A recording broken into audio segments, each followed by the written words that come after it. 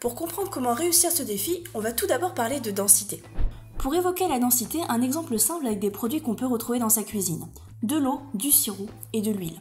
En mettant ces trois ingrédients dans le verre, on va remarquer que trois phases se forment. Cela est dû à la différence de densité que l'on va retrouver entre ces trois liquides. L'huile, qui est beaucoup plus légère, beaucoup moins dense, va flotter à la surface. À l'inverse, le sirop, qui est beaucoup plus lourd, beaucoup plus dense, lui, va se retrouver au fond du verre. Mon trombone, plus lourd que l'eau, doit normalement couler. Pourtant, si je le dépose très délicatement à la surface de l'eau, celui-ci flotte. C'est dû à la tension superficielle ou également appelée tension de surface. À l'intérieur de ce saladier, les molécules d'eau sont toutes reliées entre elles. Elles forment des liaisons avec les molécules d'eau adjacentes, celles qui sont sur les côtés, mais également au-dessus et en dessous.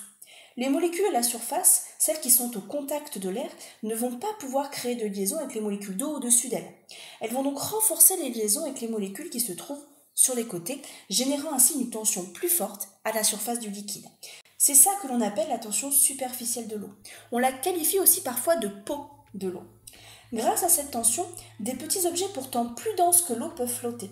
C'est le cas par exemple de notre trombone, mais également des gérisses que l'on a l'impression de voir courir à la surface des cours d'eau. Pour réussir l'expérience, il faut bien sûr être très délicat, sinon on va tout simplement rompre la tension superficielle et nos trombones vont couler.